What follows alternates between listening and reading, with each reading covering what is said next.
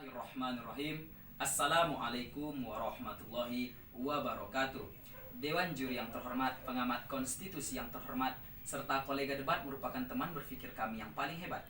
Izinkanlah kami memperkenalkan diri. Kami dari pihak kontra atas mosi KPK bagian dari kekuasaan eksekutif. Saya selaku pembicara pertama atas nama Kurniawan H dan pembicara kedua atas nama Indah Permatasari Tanjung serta pembicara ketiga atas nama Dinda Ashifa. Secara filosofi, kita ketahui bersama bahwasanya negara Indonesia adalah negara republik yang berdiri atas landasan suatu hukum.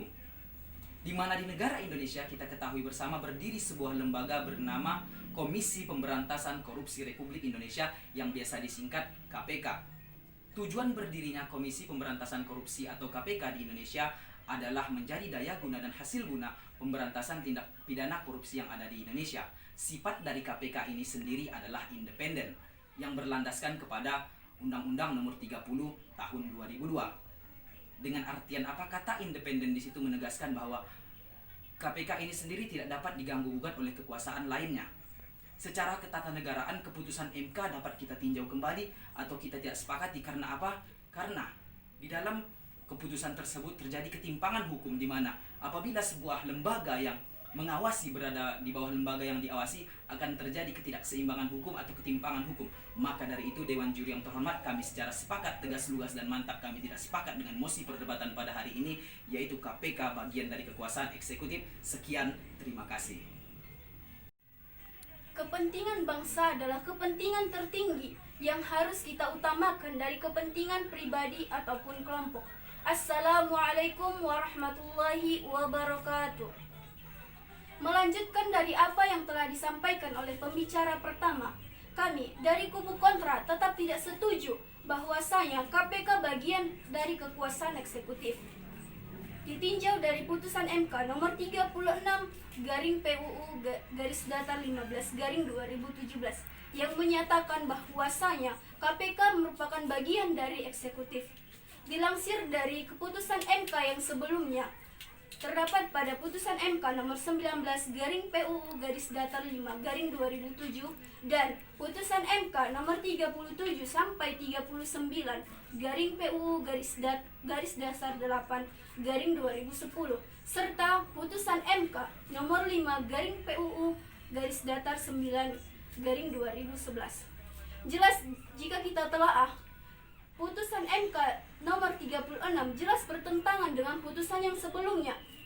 Di sini, Dewan Juri yang terhormat perlu kita telaah kembali sejarah didirikannya KPK. Salah satunya adalah untuk memberantas tindak pidana korupsi yang melibatkan bagian dari eksekutif, legislatif, dan yudikatif sekalipun. Dewan Juri yang terhormat, dari data yang sudah ada, banyak para oknum bagian dari legislatif, yudikatif, dan eksekutif yang mengalami ataupun yang terlibat dalam tindak pidana korupsi. Jika kita tinjau dari putusan MK nomor 36 tersebut jelas memberikan skat ataupun melemahkan kekuasaan dari KPK, di mana kekuasaan KPK tersebut tidak lagi independen, tidak lagi leluasa dalam menjalankan wewenang dan fungsinya. Sehingga kami dari tim kontra tetap tidak setuju terhadap KPK bagian dari kekuasaan eksekutif. Terima kasih. Les pros picit, non res picit. Hukum itu melihat ke depan, bukan melihat ke belakang. Assalamualaikum warahmatullahi wabarakatuh. Dewan Juri yang terhormat, melanjutkan argumentasi dari pembicara pertama, pembicara kedua, kami dari tim kontra tidak menyetujui KPK bagian dari eksekutif. Karena KPK merupakan lembaga independen yang berwenang luas dan lembaga khusus yang menangani tindak pidana korupsi. Tidak boleh ada yang mencampur tangan siapapun bagian dari lembaga independen. Di dalam putusan MK nomor 40 garing PUU garis datar 15 tahun 2017 bahwa MK melegalitaskan KPK bagian dari eksekutif, di mana putusan ini akan mengacaukan ketatanegaraan Indonesia. Maka secara langsung MK ini merusak ketatanegaraan Indonesia. Di dalam satu negara yang kontemporer, lembaga independen itu adalah lembaga yang sejajar dengan trias politika, yaitu legislatif, yudikatif, dan eksekutif. Yevmani, the branch of government, dalam konsep The New Separation, dia menyebutkan bahwa lembaga independen itu tidak bisa dicampur tangankan dengan apapun, dengan siapapun, dan dimanapun. Karena lembaga independen itu adalah lembaga yang berdiri sendiri, yang memang tidak boleh dan tidak bisa dicampur dengan apapun. Di dalam dan data-data yang telah kami muat dari tim kontra, ada banyak sekali anggota-anggota di dalam trias politika yang kena ataupun yang terlibat di dalam tindak pidana korupsi.